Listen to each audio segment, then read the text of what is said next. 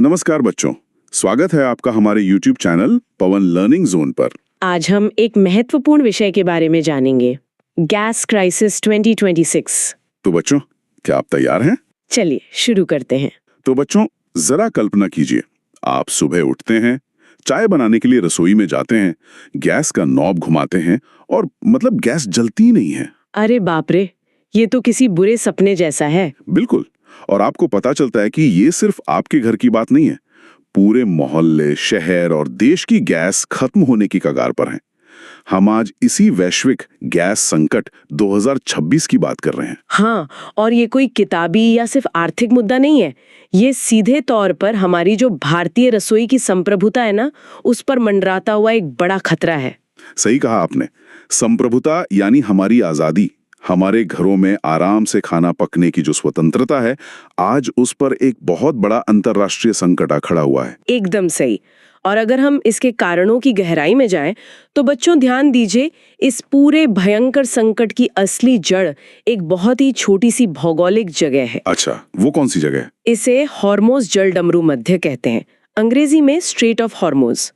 ये कोई बहुत बड़ा खुला समंदर नहीं है, बल्कि मात्र 21 मील चौड़ा एक बहुत ही संकरा समुद्री रास्ता है। सिर्फ 21 मील? ये तो बहुत ही संकरा हुआ। हाँ बिल्कुल, आप इसे किसी बहुत व्यस्त शहर के इकलौते हाईवे की तरह समझ सकते हैं, जो मिडल ईस्ट को पूरी दुनिया से जोड़ता है। और परेशानी ये है कि ईरान, इजराइल और अमेरिका के बीच जो गंभीर सैन्य और कूटनीतिक संघर्ष चल रहा है, उसने इस इकलौते हाईवे को पूरी तरह से ब्लॉक कर दिया है ना? बिल्कुल।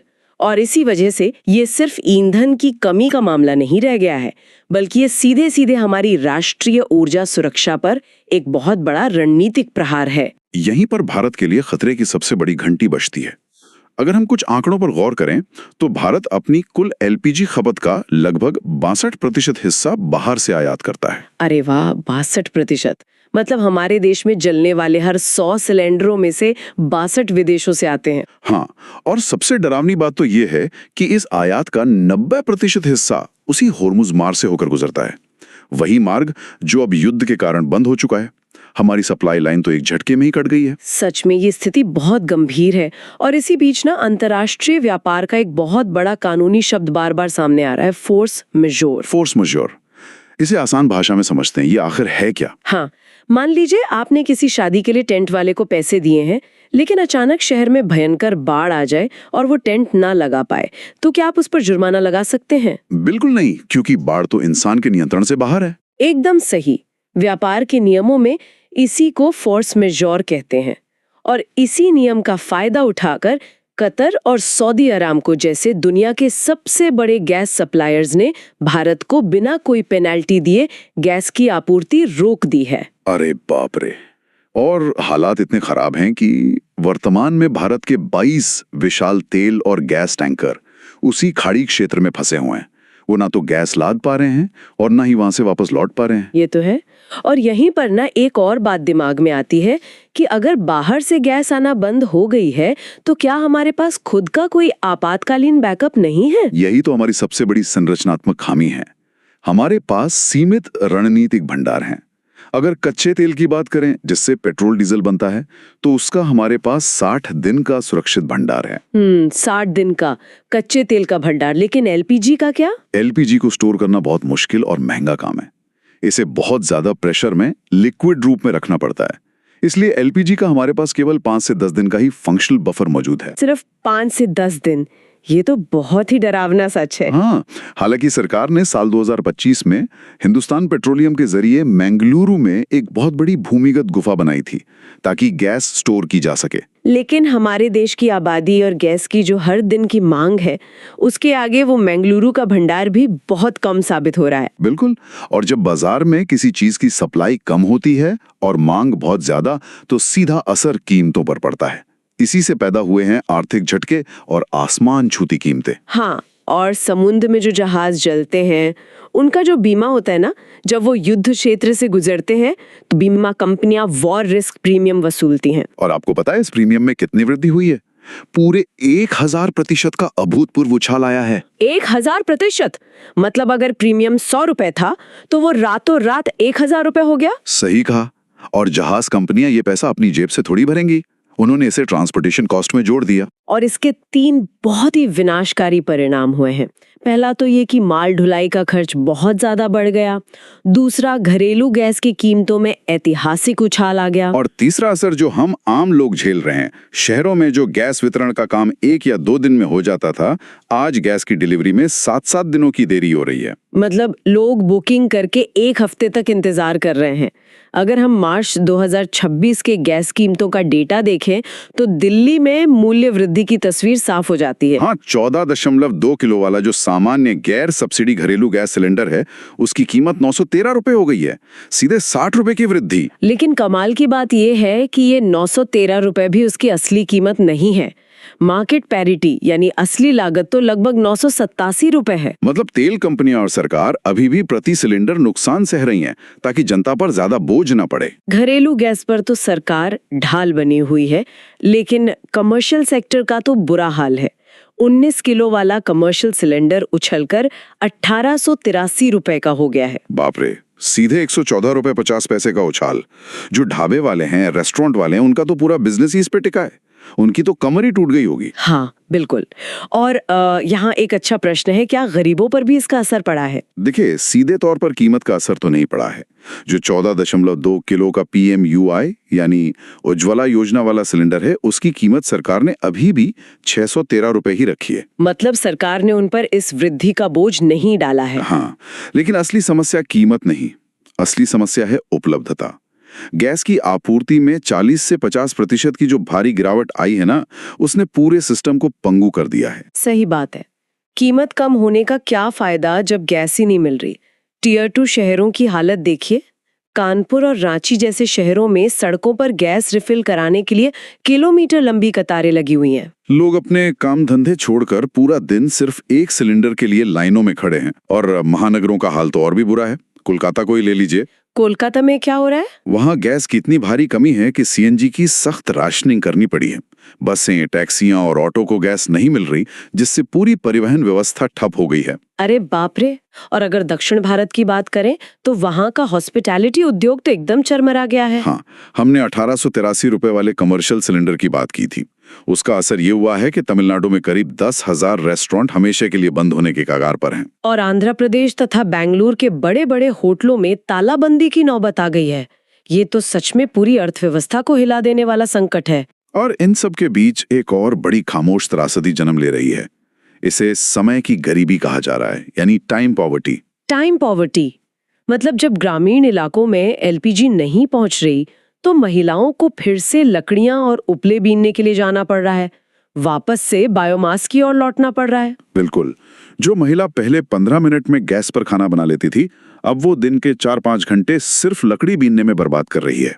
और इन घंटों की बर्बादी का सीधा असर हमारे देश की GDP पर पड़ता है। वो समय कहीं और इस्तेमाल हो सकता था। GDP तो है ही, साथ ही स्वास्थ्य का खतरा भी बहुत भयानक है।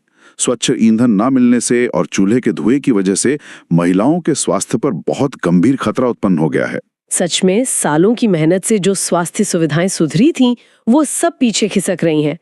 लेकिन सरकार इन सब से निपटने के लिए कर क्या रही है? अब आगे बढ़ते हैं भारत की रणनीति की ओर। सबसे बड़ा कदम है ESMA लागू करना। सरकार इस वक्त सुपर एक्टिव मोड में है। एसेंशियल सर्विसेज मेंटेनेंस एक्ट यानी ESMA लागू कर दिया गया है। मतलब अब गैस सप्लाई से जुड़ा कोई भी कर्मचारी या ट्रांसपोर्टर हड़ताल नहीं कर सकता। एकदम सही। और इसके साथ ही ना, गैस के बंटवारे के लिए एक आपूर्ति की प्राथमिकता सूची भी बना दी गई है, टियर्ड प्रायोरिटी। हाँ, ये तय करना जरूरी है कि पहले गैस किसे मिलेगी। तो सबसे ऊपर है घरेलू PNG, ताकि लोगों के घरों में चूल्हा जलता रहे। दूसरे नंबर पर CNG, ताकि एम्बुलेंस और पब्लिक ट्रांसपोर्ट चलते रहें। बिल्कुल। और तीसरे नंबर पर उर्वरक संयंत्र हैं, क्योंकि खेती और खाद के लिए ये बहुत जरूरी है। और सबसे नीचे रखा गया उद्योगों को। इसके अलावा सरकार ने एक बहुत ही कड़ा नियम निकाला है, अनिवार्य PNG परिवर्तन, जिसके लिए सिर्फ 90 दिन का अल्टीमेटम दिया गया है। हाँ, natural gas and petroleum products distribution order 2026 के तहत जिन शहरी इलाकों में PNG नेटवर्क मौजूद है, वहां 90 दिनों के भीतर PNG पर शिफ्ट होना अनिवार्य है। ऐसा इसलिए किया गया क्योंकि विषमता बहुत ज्यादा है।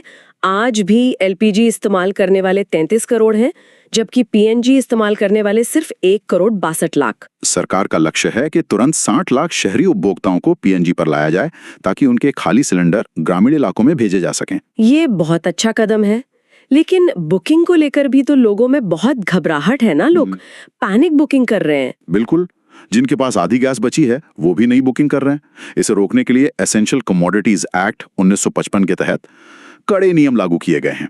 एक नया लॉक इन पीरियड आ गया है। हाँ, शहरी क्षेत्रों में ये 25 दिन का लॉक इन है और ग्रामीण क्षेत्रों में 45 दिन का।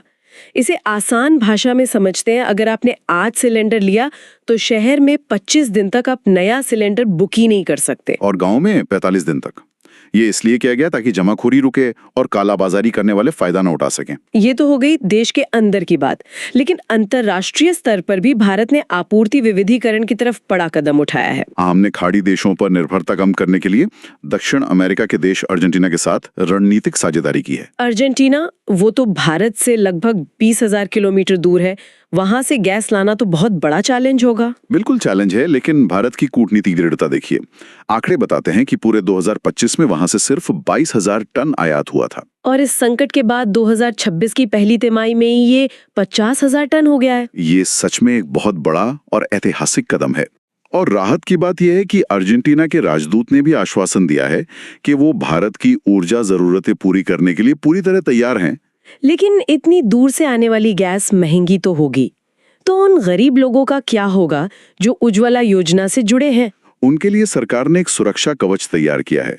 10 करोड़ 33 लाख उज्ज्वला परिवारों को मूल्य वृद्धि से बचाने का फैसला लिया गया है। अरे वाह, इसके लिए तो बहुत बड़ा बजट चाहिए होगा। हाँ, सरकार 12,000 करोड़ रुपए की अतिरिक्त सब्सिडी दे रही है।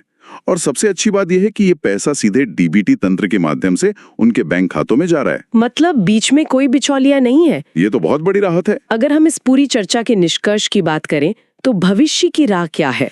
देखिए, ये संकट केवल एक चुनौती नहीं है, ये भारत के लिए ऊर्जा परिवर्तन का एक बहुत बड़ा उत्प्रेरक बन गया है। हमने सीख लिया है कि सिर्फ गैस कनेक्शन बांटना काफी नहीं है। हाँ, हमें आपूर्ति विविधीकरण और अपने रणनीतिक भंडार बढ़ाने पर फोकस करना ही होगा। और इस संकट का एक सकारात्मक पहलू भी तो है ना, जिसे हम सिल्वर लाइनिंग कह सकते हैं। बिल्कुल, देश में इंडक्शन कुकिंग की क्रांति आ गई है।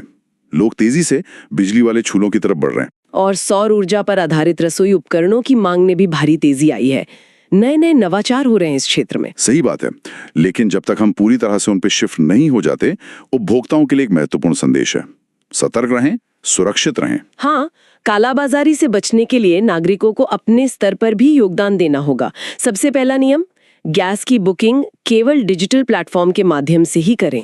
और दूसरा नियम, डिलीवरी के समय DAC यानी डिलीवरी ऑथेंटिकेशन कोड का अनिवार्य रूप से उपयोग करें। और तीसरा सबसे जरूरी नियम, बिना DAC सत्यापन के गैस सिलेंडर बिल्कुल भी स्वीकार ना करें। अगर डिलीवरी वाला कोड ना मांगे तो समझिए गड़बड़ है। तो बच्चों, आज हमने गैस क्राइसिस 2026 के बारे में महत्वपूर्ण जानकारी सीखी। अगर आपको ये वीडियो पसंद आया हो तो हमारे चैनल पवन लर्निंग जोन को सब्सक्राइब करें, वीडियो को लाइक करें और कमेंट करके जरूर बताएं। ऐसी ही और ज्ञानवर्धक वीडियो के लिए हमारे चैनल पवन लर्निंग जोन से जुड़े रहें। धन्यवाद।